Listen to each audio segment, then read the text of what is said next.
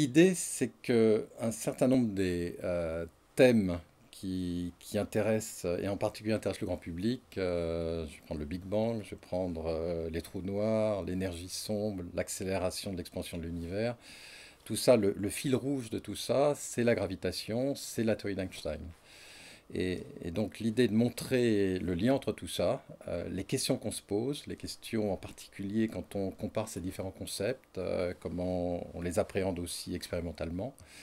Et ensuite, on vit à une époque un petit peu exceptionnelle, puisque on devrait, dans les années qui viennent, découvrir ces ondes gravitationnelles. C'est un petit peu la gravité qui se fait onde, et cette gravité qui se fait onde va donc nous renseigner sur l'univers, sur cette gravité qui est en fait le moteur de l'univers, de la même façon que la lumière nous a renseigné pendant des millénaires sur l'univers, sur la façon dont il fonctionne. Là, on rentre vraiment dans le moteur de l'univers, et ces ondes gravitationnelles vont nous donner toutes ces informations-là, et vont essayer un petit peu nous aider à reconstituer le puzzle qui apparaît quand on se pose des questions sur le Big Bang, sur les trous noirs, sur ce qui se passe quand on arrive près de l'horizon d'un trou noir, sur l'expansion de l'univers.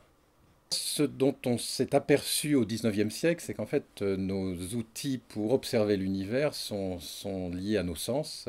Et donc, si on voit la lumière, c'est simplement parce qu'on a des yeux. Et qu'il y a beaucoup d'autres ondes auxquelles nous ne sommes pas sensibles, mais auxquelles nos instruments sont sensibles. Donc, on a conçu dans les dernières années des instruments pour mesurer ces ondes gravitationnelles. Alors, ces ondes gravitationnelles, on ne l'a pas encore dit, mais ce sont des déformations de l'espace-temps. Une masse courbe l'espace-temps, une masse qui se déplace comme une explosion va engendrer une déformation de l'espace-temps qui se propage. Ce sont ces déformations-là qu'on appelle les ondes gravitationnelles. Ce sont des déformations extrêmement faibles, des déplacements de masse extrêmement faibles, et ce sont ces déplacements très faibles pour lesquels on a conçu des détecteurs extrêmement fins, de très grande taille, puisque les détecteurs terrestres ont plusieurs kilomètres de taille, et les détecteurs spatiaux on parle de millions de kilomètres, ce sont des constellations de satellites dont on va mesurer très précisément les positions relatives.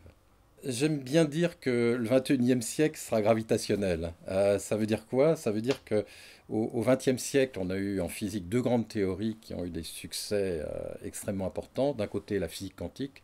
Le dernier succès de la physique quantique, c'est la découverte du boson de Higgs.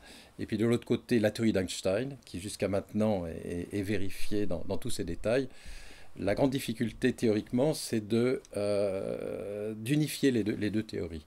Et justement, ces ondes gravitationnelles vont nous permettre de voir la dynamique qui est derrière la théorie de la gravité et de voir les effets quantiques de la gravité, par exemple près du Big Bang ou par exemple près de l'horizon des trous noirs.